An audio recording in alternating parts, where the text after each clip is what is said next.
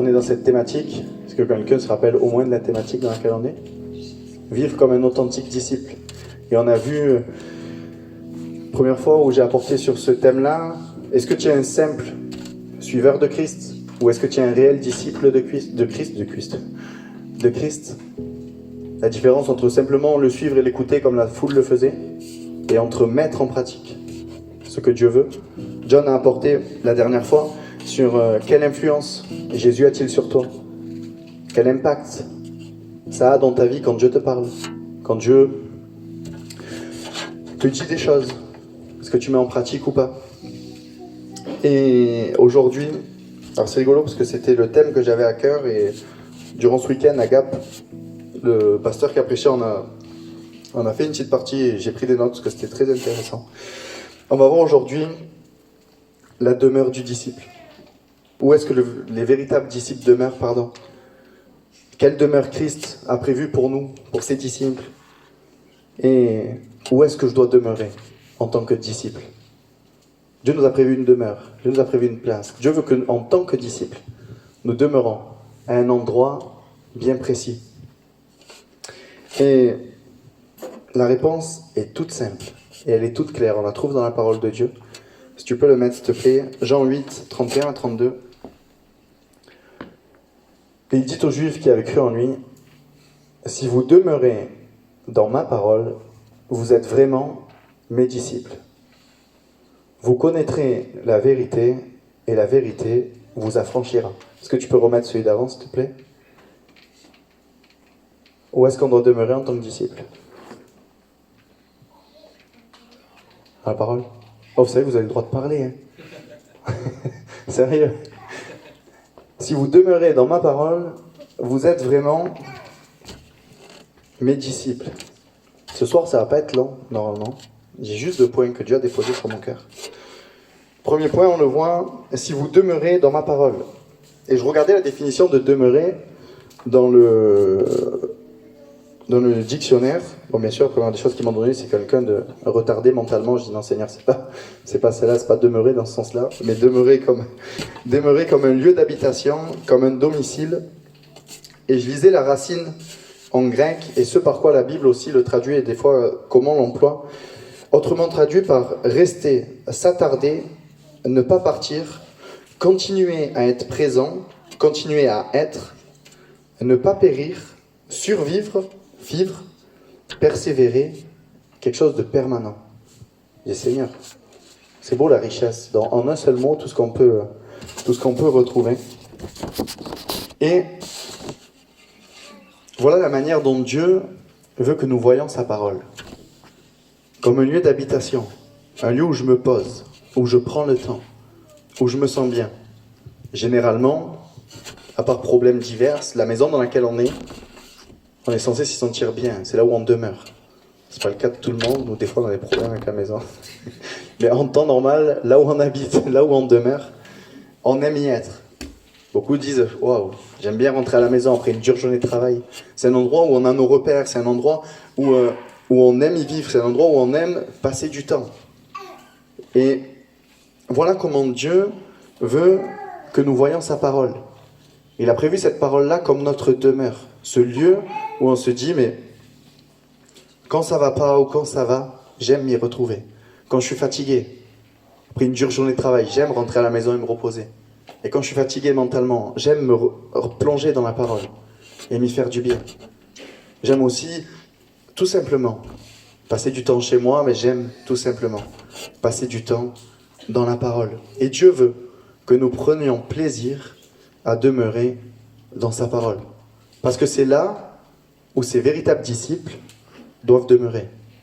Si tu veux être un véritable disciple de Christ, tu ne peux pas demeurer ailleurs que dans sa parole.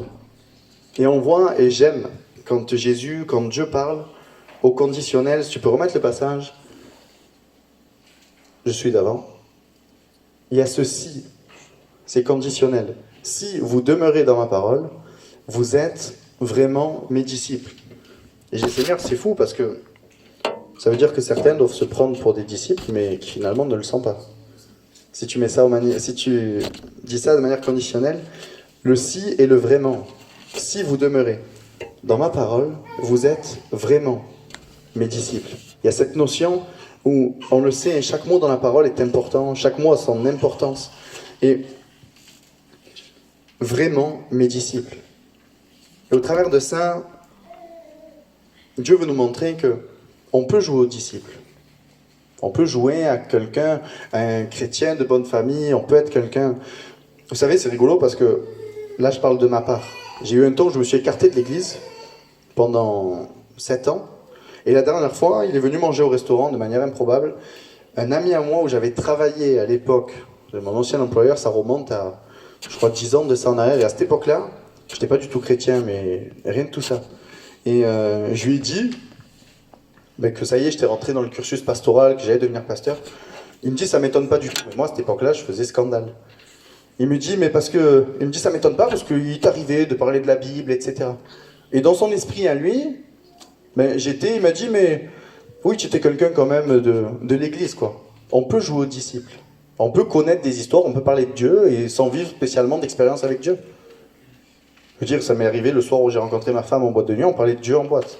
Mais pourtant, j'étais bien loin d'être un disciple. Non, mais c'est vrai, c'est une réalité. Et on peut se donner, et certaines personnes peuvent venir ici tous les dimanches, certaines personnes peuvent être là le mardi, le vendredi, le dimanche, mais de ne pas être un véritable disciple de Christ. Et on le voit, la condition est claire. Si tu veux être disciple de Christ, il faut que tu demeures dans la parole. Pas une maison secondaire, pas une maison de vacances, où tu y vas juste quand tu as besoin de souffler. Pas une maison où que quelqu'un te prête. Comme un invité dire, tiens, prends la parole. Ah oui, c'est vrai, on m'avait parlé de ça, je vais la prendre un peu, ça va me faire du bien. Pas une maison où tu vas juste pour faire un break, pas une maison où tu vas juste aussi pour faire la fête, mais une maison où tu demeures. Une maison où tu habites. Une maison où quand ça va pas, c'est la tienne. C'est là où tu payes la taxe foncière et la taxe d'habitation. C'est là où tu y es toute l'année. C'est là, c'est comme ça que Dieu veut que nous voyions sa parole de Dieu. Comme une maison où on y habite, où on aime prendre du temps d'être dedans. Et comme je disais tout à l'heure, peu importe, quand ça va pas, c'est notre maison, c'est la nôtre. Et alors que tu vas faire, on le sait, dans notre maison, on a nos repères. Dans notre maison, on sait exactement, plus ma femme que moi, parce que je suis un peu moins maniaque qu'elle, donc je range moins bien, mais généralement, dans notre maison, on sait où tout se place. Si on cherche quelque chose, on a nos repères. On sait facilement, la nuit, quand on se lève pour aller faire pipi, les yeux fermés, on arrive à retrouver les toilettes. Pourquoi? Non mais c'est vrai, c'est des images, mais qui sont parlantes. Parce qu'on connaît notre maison, parce qu'on connaît notre demeure. Quand on va à l'hôtel ou quand on va dans une maison qu'on nous prête, si tu essayes d'y aller les yeux fermés la nuit, pour aller aux toilettes, c'est un peu plus compliqué. Même si la journée, tu t'es un petit peu repéré. Et avec la parole de Dieu, c'est pareil. Si tu as besoin, pour un temps où tu es triste, il faut que dans ton cœur, tu puisses de suite retrouver des passages où Dieu parle de la joie. Si tu es dans un temps où tu es dans la crainte, il faut que rapidement, en ouvrant la parole de Dieu, tu arrives à aller dans un endroit où Dieu te rassure. Si tu es dans un temps de dépression, il faut que tu puisses retrouver rapidement dans cette maison, dans cette demeure, ce qui fait que tu vas en sortir. Si tu ne sais pas quoi faire pour ton avenir, il faut que tu puisses trouver rapidement ces passages dans la parole qui te parlent que Dieu tient ta vie entre ses mains. Et ces choses-là sont possibles seulement si tu prends du temps dans sa parole. Gardez cette image simple. Chez toi, tu arrives à te repérer très facilement. Tu arrives à trouver les choses très facilement parce que c'est là où tu vis, c'est là où tu passes du temps. Dans ta maison de campagne, dans ta maison de vacances, ou quand tu vas, même quand tu vas dans un camping, le mobil-home est tout petit, vu que c'est pas ta maison, vu que tu n'as pas l'habitude d'y être, eh bien au début, tu tâtonnes, tu t'y perds. Et Dieu veut pas que sa parole soit cette maison de campagne, soit cette maison secondaire, tertiaire, ce petit mobil-home que tu vas seulement une fois de temps en temps dans l'année quand tu as des vacances, mais qu'elle soit ta demeure, du quotidien. Et parce qu'en faisant ça, tu vas instaurer aussi avec Dieu cette relation directe où Dieu te parle. Vous savez, on a l'habitude dans notre jargon de chrétien de dire c'est la parole de Dieu. C'est la parole. Et la parole, Elle sert à communiquer, à être en contact entre deux personnes. C'est ce qui permet d'avoir du lien entre deux personnes. Ça permet de se comprendre entre deux personnes. Et trop souvent, on dit oui, c'est la parole, mais dans notre esprit, ça reste un simple livre, où c'est pénible à lire, où faut le faire, quoi. Mais comment veux-tu que Dieu te parle si toi-même tu vas pas à l'endroit où Dieu désire te parler? Vous savez, quand on était au camp DN, il a fait une réflexion très forte, que je me suis dit, Seigneur, c'est vrai. Il parlait des dons spirituels, des prophéties, des rêves, des songes. Oui, c'est vrai. Dieu parle tantôt d'une manière, tantôt d'une autre. Il me disait, quand quelqu'un vient me voir à moi et qui me dit, j'ai quelque chose à te dire de la part de Dieu, il me dit, pas j'émets des doutes, mais il me dit, dans sa parole, il me dit, si Dieu veut me parler, la première personne à qui il doit parler, c'est à moi. Donc si tu passes du temps, et c'est profond ce qu'il disait, si tu passes du temps dans la parole de Dieu, Dieu va te parler. Quelqu'un, par la suite, va venir te parler au travers d'un don, d'une prophétie, où tu vas avoir un rêve, etc. Ça va confirmer ce que Dieu t'a dit, en seul à seul, dans sa parole. Je ne suis pas en train de dire que les dons spirituels, c'est pas ce qu'il disait non plus, que les dons spirituels, les prophéties, etc. Il ne fallait pas prendre compte, parce que la Bible dit que Dieu parle tantôt d'une manière, tantôt d'une autre. Mais il disait que je m'efforce de prendre tellement de temps dans la parole de Dieu, que si Dieu a quelque chose à me dire, c'est au travers de sa parole. Et les gens viendront confirmer ce que Dieu m'a dit, au travers de ces choses-là. Et, parce que qu'on le veuille ou non, un don spirituel, une prophétie, un rêve, peu importe. Des fois, on le sait, on fait tous des rêves les plus farfelus les uns que les autres, et des fois, ça ne vient pas spécialement de Dieu, juste de notre journée, quand on va passer, etc. Toutes ces choses-là peuvent être influencées par notre quotidien, par ce qu'on a vécu, etc.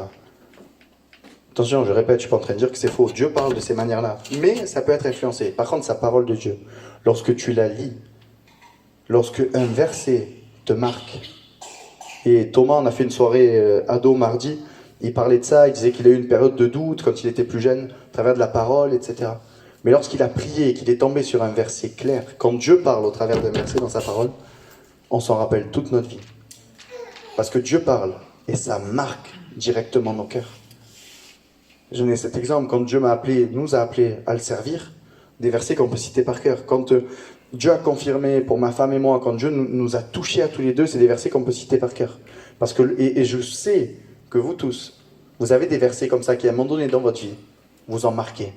Et que vous vous en rappelez, vous dites, waouh, à ce moment-là, Dieu m'a parlé. Mais ça, c'est pareil. Ne me donnez pas de réponse. C'est quand la dernière fois qu'au travers de sa parole, Dieu a impacté ton cœur? Pose-toi cette question. Et ça donnera le thermomètre aussi de ta relation avec lui, de ta relation personnelle avec la parole de Dieu. Tout à l'heure, on parlait des armes, la prière, la louange. Mais on le sait, hein, la Bible, c'est cette épée à double tranchant. Il y a tellement d'images belles de la Bible. Cette lumière à nos pieds, cette épée à double tranchant. Qu'on ne néglige pas les armes de Dieu. Il ne faut pas les négliger, c'est tellement important de recentrer l'importance de sa parole.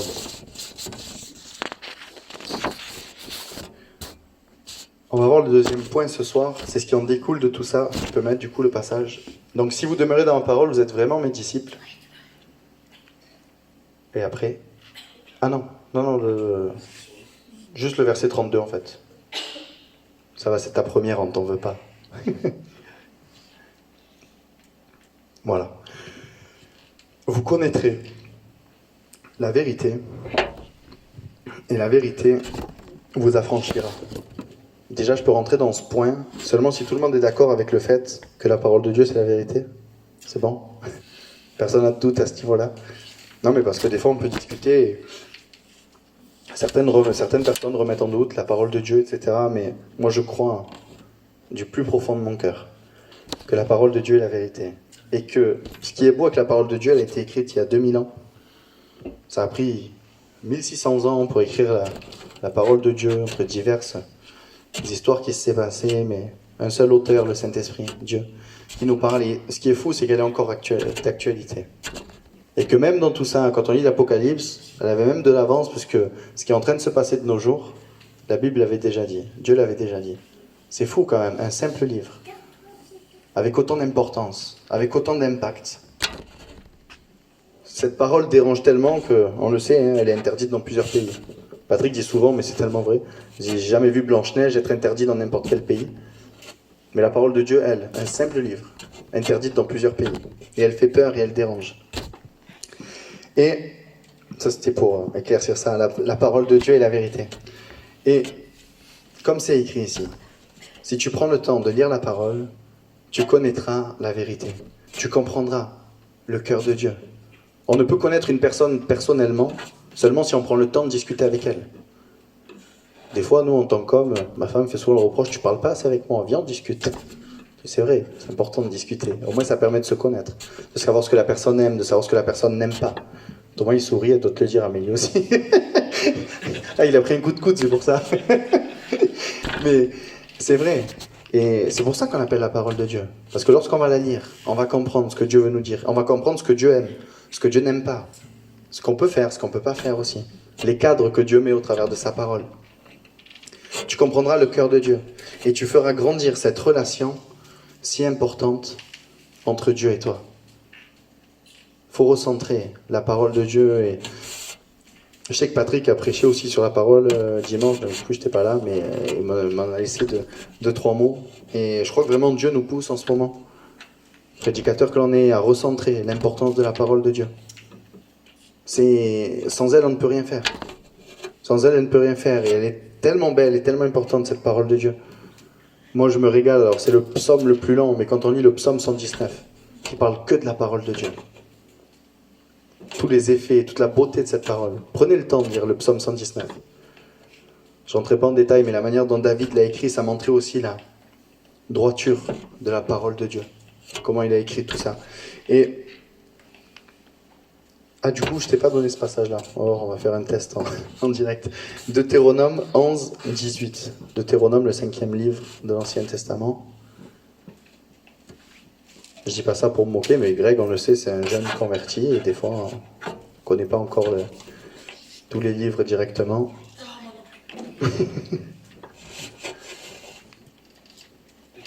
Deutéronome 11, 18.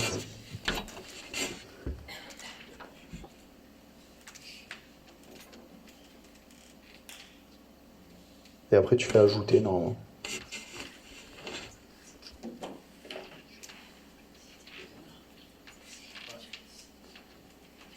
Mettez dans votre cœur et dans votre âme ces paroles que je vous dis. Vous les lirez comme un signe sur vos mains, et elles seront comme des frontaux entre vos yeux. Quand j'ai vu la signification de ce passage-là, il y a certains juifs de l'époque, et même encore aujourd'hui, qui, lorsqu'ils vont pour prier, lorsqu'ils vont à la synagogue, s'entourent autour de la main, autour du front, et au niveau du cœur, des passages de la parole. Et mettez dans votre cœur et dans votre âme ces paroles que je vous dis, vous les lirez comme un signe sur vos mains, et elles seront comme des frontaux devant vos yeux. Pourquoi ? Parce que Dieu veut, donc au niveau de la tête, au niveau des mains, au niveau du cœur, que chacune de nos pensées soit dirigée par la parole de Dieu. Que notre cœur, bien sûr, soit dirigé par la parole de Dieu, et que dans nos actes aussi, chacune de nos actions soit dirigée par la parole de Dieu. Et c'est pour ça qu'il faut, c'est pour ça qu'il dit, vous les lirez comme un signe sur vos mains. Et c'est vachement apparent, si vous pouvez trouver une image sur Internet, j'en ai vu une, c'est vachement parlant, ils ont un gros truc là au niveau du front, au niveau de la main. C'est des symboles, mais tellement importants. Il faut que la parole de Dieu soit pas juste dans nos cœurs, soit pas juste dans notre tête, soit pas juste sur nos mains, mais les trois ensemble, un cœur à cœur avec Dieu, dans nos pensées et dans nos actions. Parce que si on proclame juste de notre bouche la parole, mais que dans nos actions on fait tout l'inverse de la parole, ça n'a pas de sens. L'importance de la parole, dans nos actes, dans comment nous nous comportons, comment nous nous comportons tout simplement. Pour revenir justement, vous connaîtrez la vérité, et la vérité vous affranchira. Cette vérité qui a tellement envie de te rendre libre. Et ça rejoint vraiment, merci Seigneur pour cette pensée qu'il y a eu tout à l'heure. Libre dans tes pensées, libre dans tes actions, libre de toute emprise aussi. Si tu te sens en ce moment pas totalement libre dans divers domaines de ta vie, comme je disais tout à l'heure, au niveau de tes pensées, au niveau de certains péchés, au niveau de quoi que ce soit, si tu ne te sens pas libre, passe du temps dans la parole de Dieu.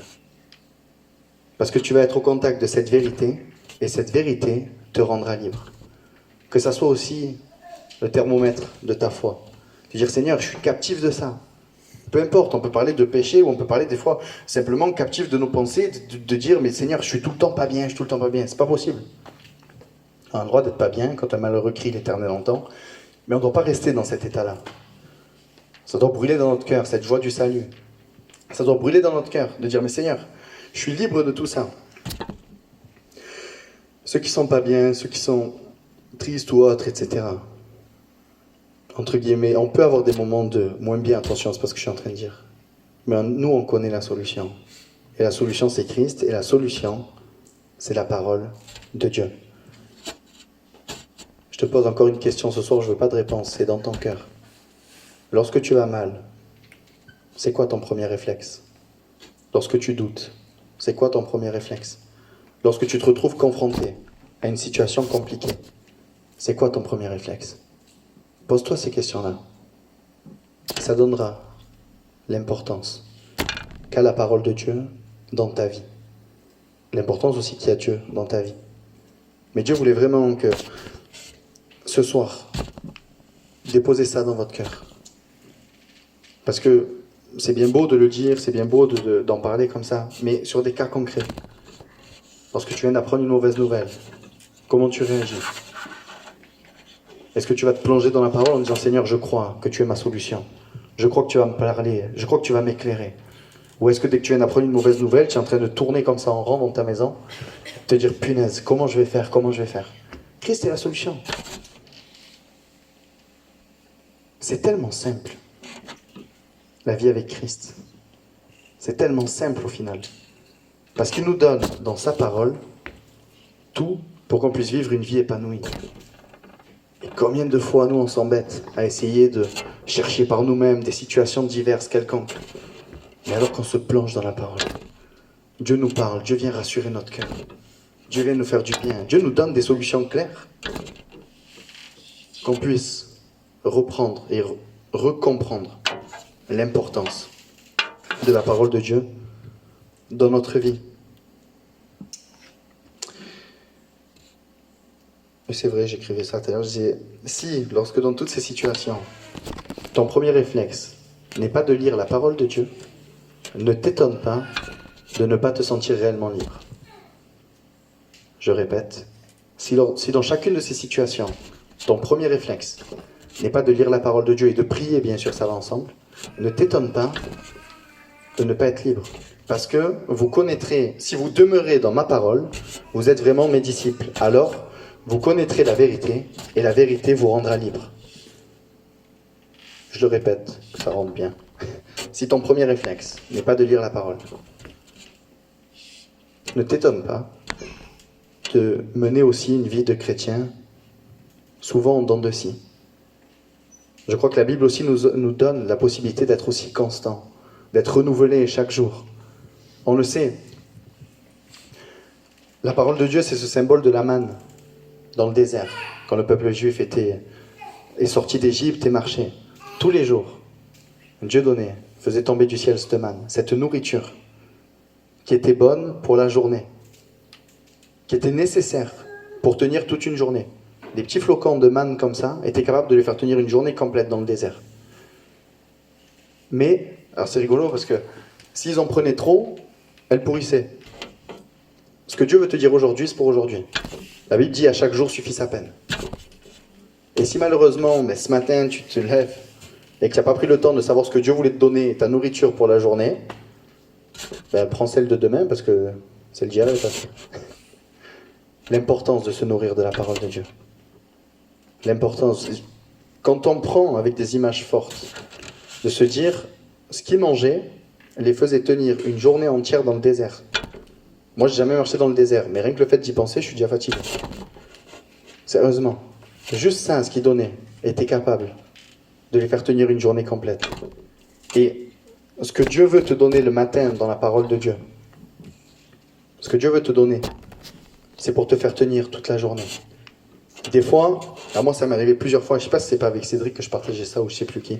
Des fois on va lire la parole le matin et on se dit, ça nous a pas parlé spécialement. Et à un moment donné, on va être confronté à quelque chose dans la journée. Et là, d'un coup, ce qu'on a lu le matin, ça nous revient au cœur directement. On se dit, oh punaise, Seigneur, ce que tu m'as fait lire ce matin, c'était pour cette situation. Parce que Dieu sait comment ta journée va se dérouler. Et c'est mieux de prendre le matin, de lire cette parole, de prendre cette nourriture. Il y a 99% des personnes dans le monde qui lisent l'horoscope le matin pour savoir comment leur journée va se passer. C'est vrai ou c'est faux? Alors ils sont là, moi je me rappelle surtout au lycée, où il y avait le 20 minutes, où il y avait l'horoscope dedans, tout le monde prenait le 20 minutes juste pour l'horoscope. Ils étaient là en train de dire alors toi, alors toi, alors toi. Or que la plupart, ça se passait jamais comme c'était écrit.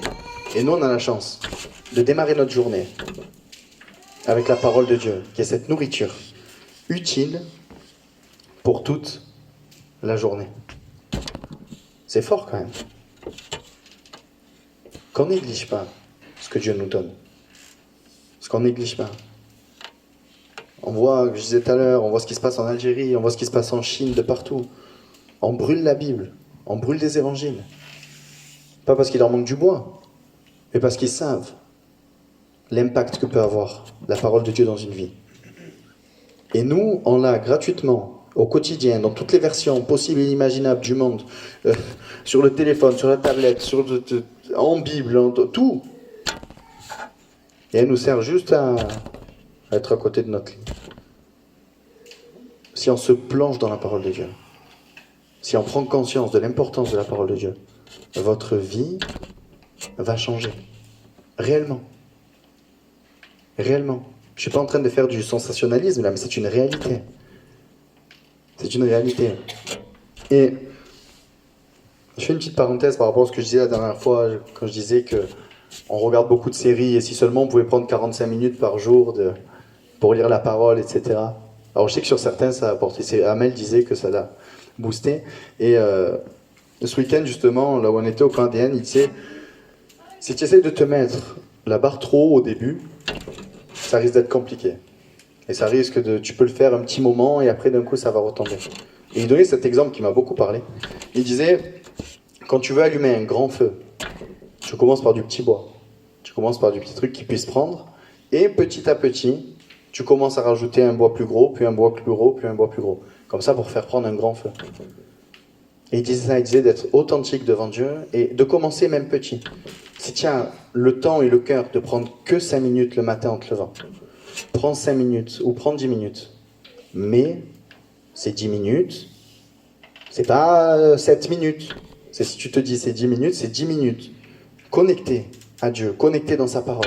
On laisse le téléphone de côté, on laisse les applications de côté, on laisse tout ça de côté. Et Seigneur, je prends que 10 minutes parce qu'aujourd'hui je suis pas capable de prendre plus. Il faut être aussi sincère devant le Seigneur.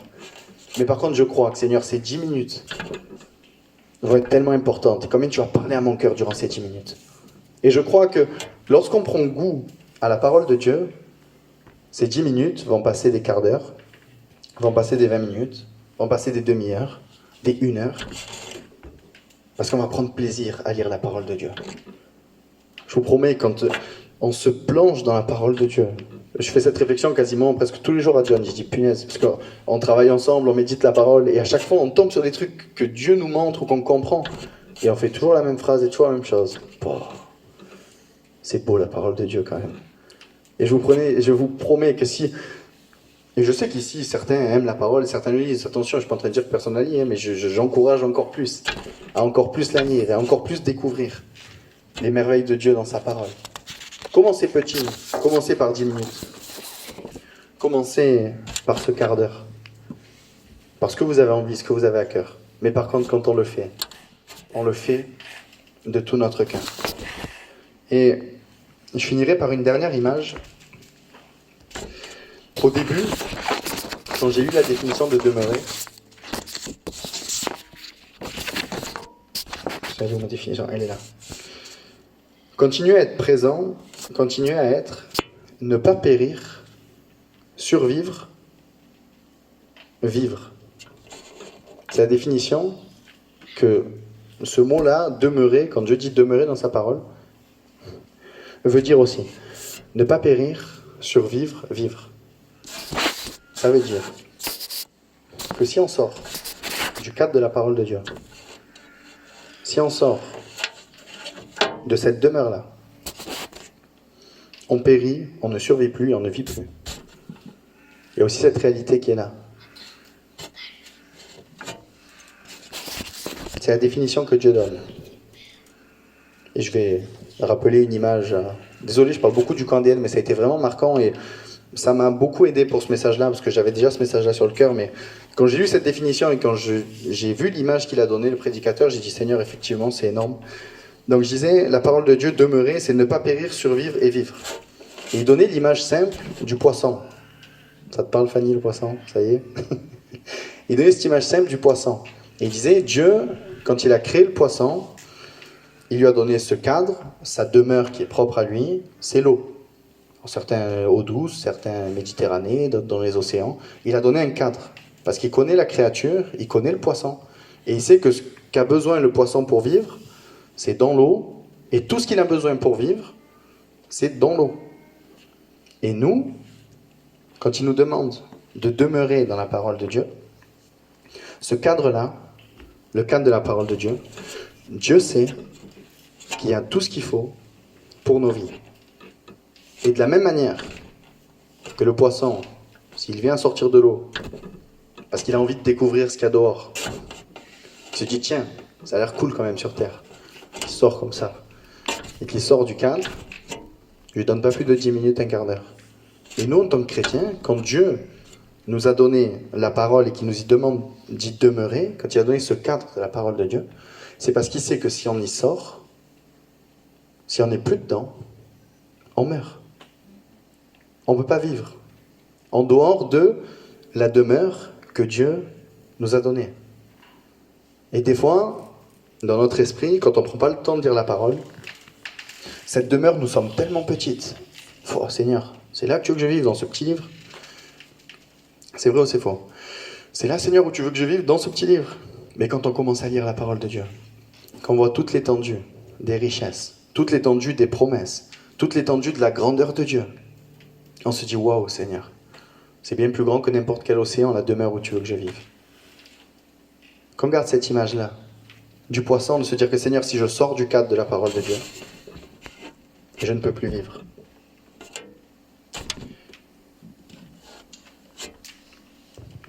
Je finirai par là, Silouane, tu peux monter, s'il te plaît.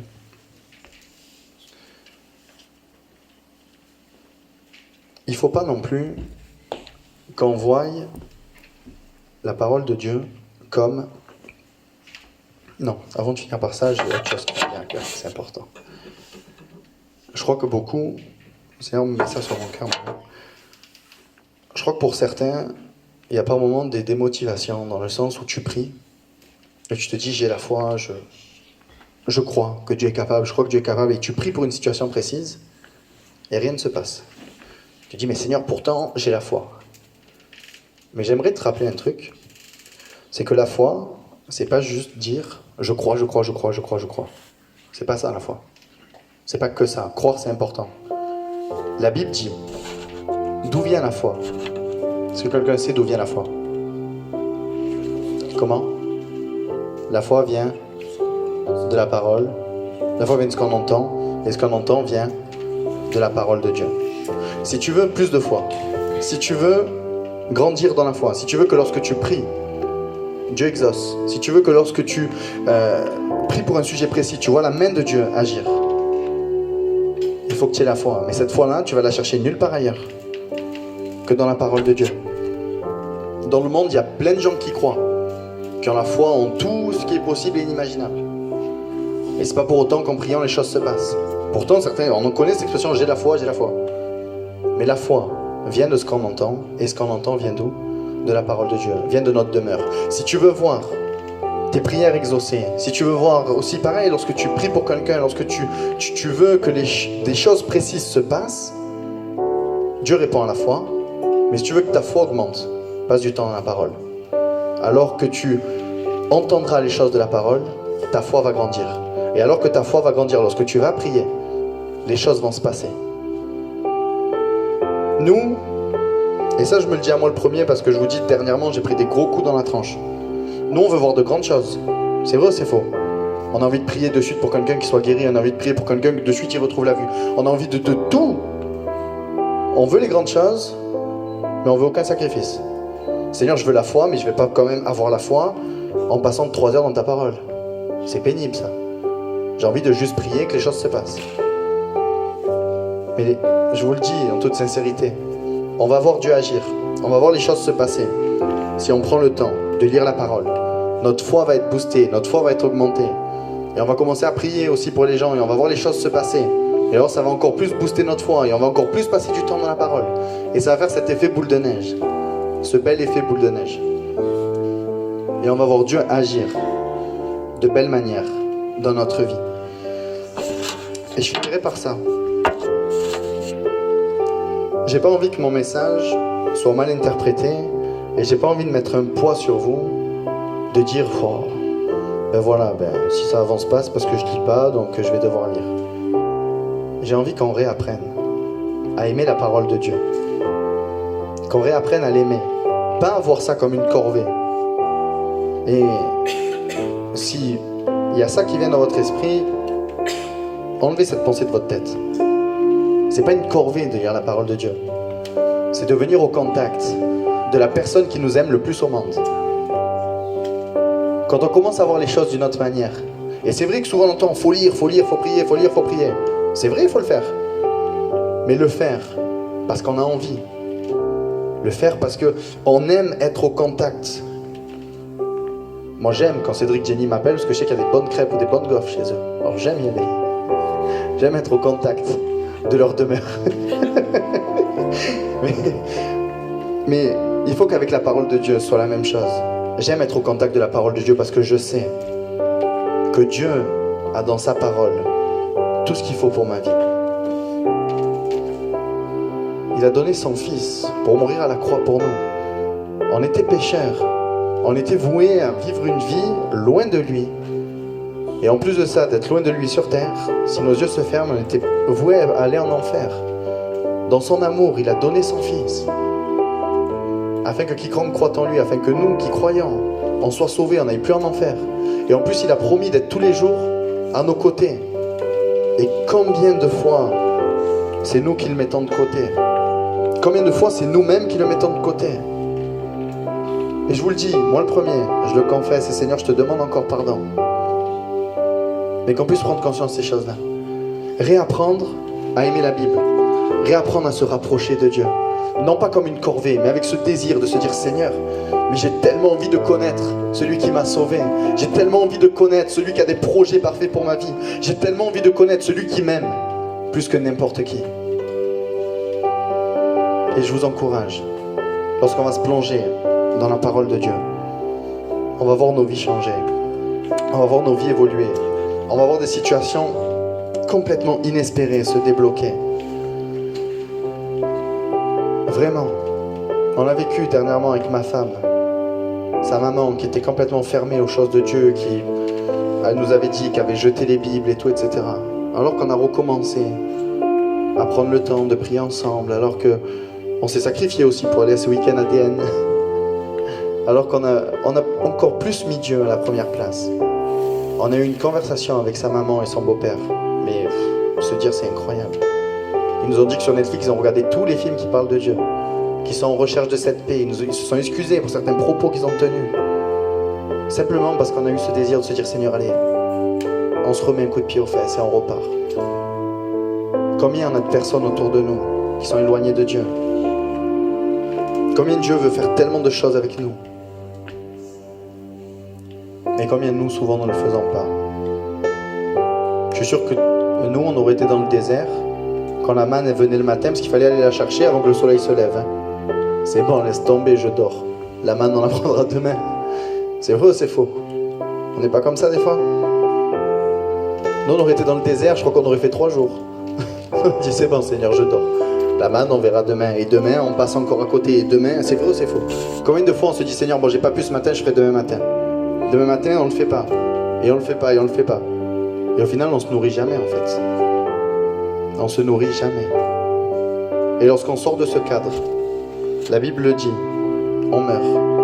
On meurt pas physiquement, mais on meurt spirituellement. Eux, dans le désert, par contre, s'ils se levaient pas pour manger la manne, ils mouraient physiquement. Mais combien c'est triste de mourir spirituellement aussi.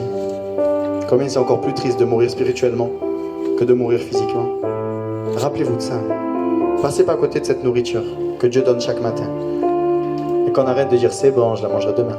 Mais on la prend tous les jours. Je disais dans la parole de Dieu, le Seigneur se levait tôt le matin et tard le soir pour être au contact de son Père. Il priait sans cesse s'il avait ce désir de faire la volonté de Dieu. Et combien Dieu veut faire de grandes choses aussi au travers de nous. Mais c'est à nous de faire les choses. Amen. Ça va? Je peux pas plomber l'ambiance. On est tous motivés à fond. On va manger la manne tous les matins. Amen. On va finir par un chant. Comme je dis souvent, certains ont besoin de la prière. Je suis là. Il y a Cédric aussi qui est là. On se tient à disposition, mais j'aime le dire aussi quand je finis de prier. Au-delà du fait de dire, moi je peux pas prendre les décisions pour vous. On est là pour prier, bien sûr. Mais je crois que c'est des temps aussi de cœur à cœur. Des temps où chacun se pose devant le Seigneur et dit, Seigneur, je veux m'engager. Je veux reprendre le bon combat. Je veux me remettre sur le bon rail.